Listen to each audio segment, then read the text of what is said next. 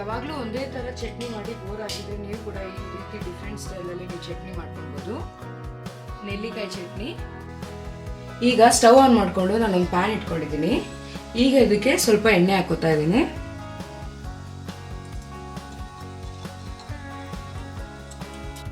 ಒಂದು ಸ್ಪೂನ್ ಸಾಸಿವೆ,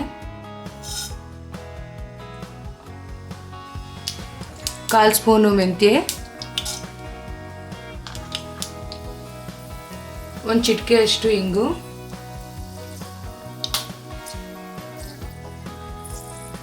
ಜೀರಿಗೆ 1 ಸ್ಪೂನು, ಉದ್ದಿನಬೇಳೆ 1 ಸ್ಪೂನು,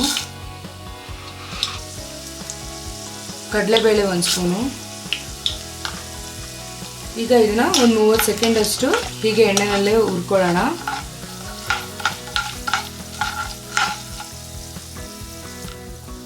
ಸೆಕೆಂಡ್ ಹುರ್ಕೊಂಡಾದ್ಮೇಲೆ ಇದಕ್ಕೆ ನಾನು ಒಂದು 7ರಿಂದ 8 ಒಣಗಿದ ಮೆಣಸಿನ್ಕಾಯಿ ಹಾಕೊತಾ ಇದ್ದೀನಿ. ನಿಮ್ಗೆ ಇಷ್ಟ ಆದರೆ ಹಸಿಮೆಣಸಿನ್ಕಾಯಿ ಕೂಡ ಹಾಕೊಳ್ಬೋದು.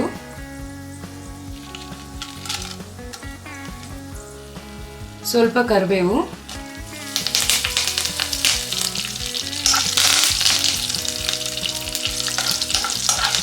ಇದನ್ನು ಕೂಡ ಇದೇ ರೀತಿ ಒಂದು 30 ಸೆಕೆಂಡ್ ಅಷ್ಟು ಹುರ್ಕೊಳ್ಳೋಣ.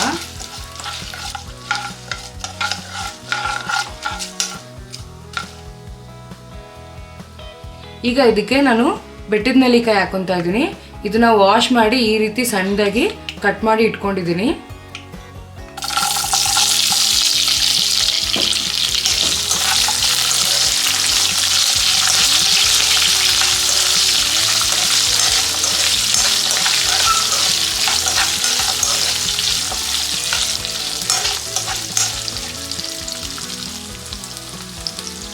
ಈಗ ಇದಕ್ಕೆ 1/2 ಸ್ಪೂನು ಅರಿಶಿನ ಹಾಕೋತಾ ಇದ್ದೀನಿ.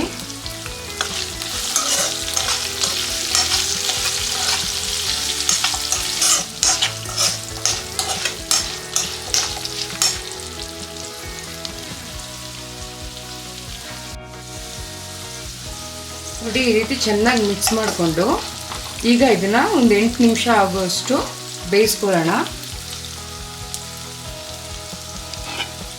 ಈಗ ನಾನು ಲಿಡ್ ಮುಚ್ಚಿಕ್ತಾ ಇದ್ದೀನಿ. ಮಧ್ಯದಲ್ಲಿ ಇದನ್ನ ಈ ರೀತಿ ತಿರುಗಿಸ್ಕೊಳ್ಳೋಣ, ಇಲ್ಲಾಂದ್ರೆ ತಳ ಹಿಡಿದ್ಬಿಡುತ್ತೆ.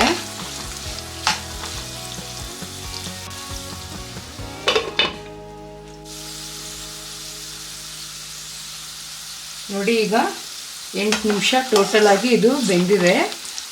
ಈಗ ಇದಕ್ಕೆ ನಾನು ಕೊತ್ತಂಬರಿ ಹಾಕೋತೀನಿ.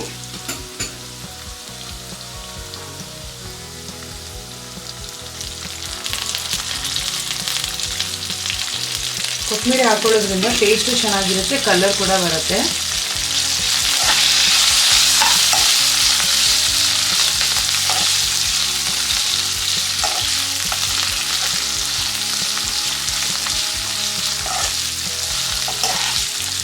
ಈ ನೆಲ್ಲಿಕಾಯಿ ಚಟ್ನಿನ ನೀವು ಚಪಾತಿ ಜೊತೆಗೂ ತಿನ್ಬೋದು, ಬಿಸಿ ಅನ್ನಕ್ಕೂ ಹಾಕೊಂಡು ತಿನ್ಬೋದು.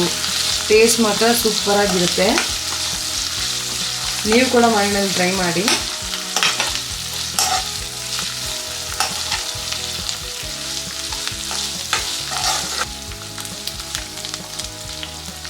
ಸೊ ಈಗ ಸ್ಟವ್ ಆಫ್ ಮಾಡಿಕೊಂಡು ಇದನ್ನ ಕಂಪ್ಲೀಟಾಗಿ ಕೂಲ್ ಆಗೋದಕ್ಕೆ ಬಿಡೋಣ. ನೋಡಿ ಇದು ಕಂಪ್ಲೀಟಾಗಿ ತಣ್ಣಗಾಗಿದೆ. ಈಗ ಇದನ್ನೆಲ್ಲ ನಾನು ಜಾರ್ಗೆ ಹಾಕೋತಾ ಇದ್ದೀನಿ.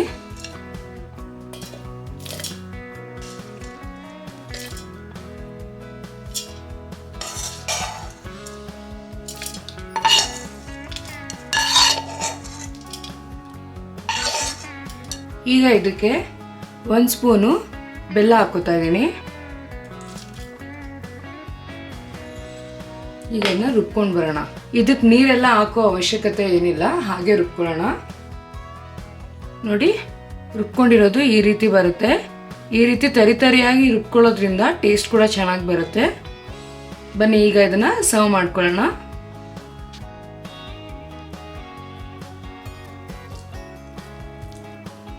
ಇದು ಚಪಾತಿಗೆ, ರೋಟಿಗೆ, ಬಿಸಿ ಅನ್ನಕ್ಕಂತೂ ಇನ್ನೂ ಚೆನ್ನಾಗಿರುತ್ತೆ.